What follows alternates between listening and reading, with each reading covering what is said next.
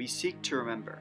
It is our task to never forget the many, many stories of sacrifice, courage, and duty in the lives of American veterans. The Department of Veterans Affairs encourages communities across the U.S. to establish Veterans Legacy Programs, which will tell the stories of veterans buried with honors at national cemeteries. In 2018 in Knoxville, Tennessee, we launched a productive partnership to do just that, with funding from the VA. Tennessee is fondly called the volunteer state, due to its long traditions of military service and answering the call of patriotism, so this project has special resonance for Tennesseans young and old. Our partnership in Knoxville unites key local institutions: the University of Tennessee Center for the Study of War and Society and the university's History Department, the East Tennessee Historical Society, the Knoxville History Project, and Knox County K-12 schools. The University of Tennessee's Center for the Study of War and Society was founded over 30 years ago by a beloved teacher and scholar at UT, Dr. Charles Johnson.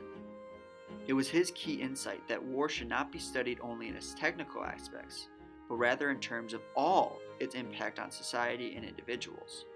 This prompted Dr. Johnson to start a project that in fact still continues today: the collection of oral history interviews and documents from American veterans. Program coordinator Cynthia Tinker, herself an Air Force veteran, outlines the center's approach to the interview process. What is so rewarding and unique about our interviews are we do life course interviews where we get a look at the whole person, their pre-war life, their post-war life, and everything in between. Clearly, 3 decades of this valuable work was excellent preparation for the work on the new Veterans Legacy Program. Center Director and Professor of History, Veas Lulevicius, explains. We were so glad to hear of this opportunity, the Veterans Legacy Program funded by the Veterans Administration. It was as if so much of our previous work had been a preparation for this new undertaking. We recruited teams of undergraduate researchers from the University of Tennessee.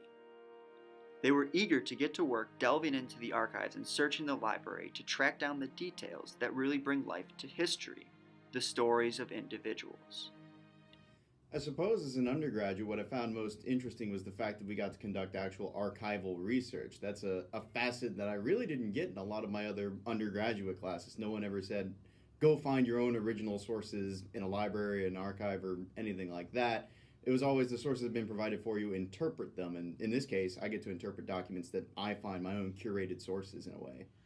I think I really connected to the project when I started seeing women's stories unfolding. I think that there's something that often get overlooked, very intentionally, because they're considered to be sort of background players. And when I started sort of unfolding these stories and getting these pieces and parts to put together, I found these wonderful fleshed out stories that I think need to be written. The most challenging part of this research is that you really have to learn how to get back up when you hit a dead end, which can be very hard when you're shutting down a computer at the end of the night thinking you haven't gotten anything done, and then having to wake up and be like, how do I approach this in a new way so I can get the research I want? It was meaningful to me because I have in my family history a lot of veterans, and from the Second World War, the First World War, the Civil War, and in a way I felt like I was kind of doing them justice. Doing history rather than sitting back and being told something to regurgitate. Undergraduate researchers set out to find stories. And did they ever find stories? Stories like those of Hugh Eckel, a graduate of University of Tennessee who was killed in 1918 in some of the final assaults on the German lines as World War I drew to a close. His heroism meant that he was awarded the Distinguished Service Cross. Once a hometown hero in Knoxville, his memory deserves to be revived now that we are marking the 100-year anniversary of the ending of the First World War. Also honored with the monument are men whose bodies were lost at sea, the men of the USS Indianapolis. That ship was torpedoed by the Japanese at the end of World War II, shortly after delivering its top-secret cargo of the components for the atomic bomb. We recall also Cal Johnson, an African-American entrepreneur who got a start in business by participating in the early establishment of the Knoxville National Cemetery in the aftermath of the Civil War. He is a perfect example of how this site of honor and memory is woven into the local history of Knoxville and our region. Or consider this: marked only by a modest tombstone identical to thousands of others in the cemetery is the grave of the beloved football coach of the University of Tennessee Volunteers, General Robert Neyland. He was a veteran of both World Wars and cherished locally for his football successes. In spite of his fame, he insisted on an ordinary burial and grave marker. So here are the stories that need to be told, retold, and remembered. In fact, the site of the cemetery itself powerfully communicates the past. It was set up in 1863 to give a resting place to those who had fallen in the Civil War battles in and around Knoxville. The cemetery's central arrangement is unusual among national cemeteries, laid out in a circle form, radiating from the flagpole at its center. At another corner is a striking monument, a tower, topped by a statue not of a general or an admiral, but rather by an ordinary Union soldier, recalling shared duty and sacrifice. Now, the 10 acres of this national cemetery contain more than 9,000 graves, including veterans of all of America's wars of the last 1.5 centuries: the Civil War, the Spanish-American War, the First World War, the Second World War, Korea, Vietnam, and the more recent conflicts in the Persian Gulf, Iraq, and Afghanistan. These and many other aspects of the history of the cemetery now are accessible to the general public.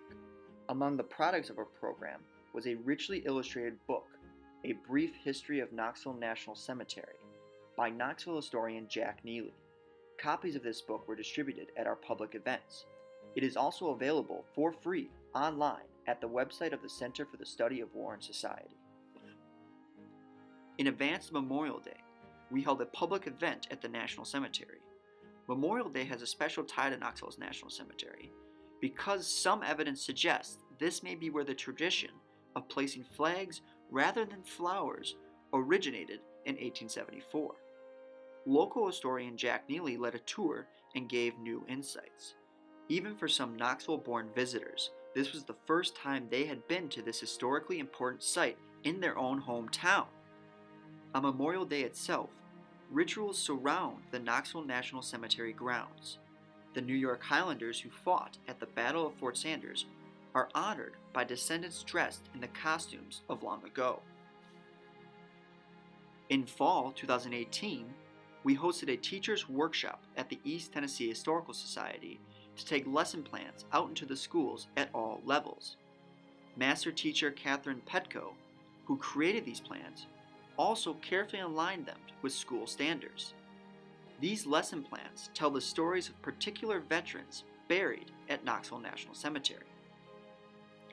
Afterwards, teacher comments were enthusiastic. Well organized, excellent ideas, amazing lesson plans. A teacher can go right into the classroom and engage students and meet standards. Excellent ideas for incorporating standards in a creative way. Our students will be able to connect locally with global events. Awesome.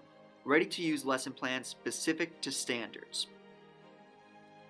After a year of activity in 2018, the work still continues.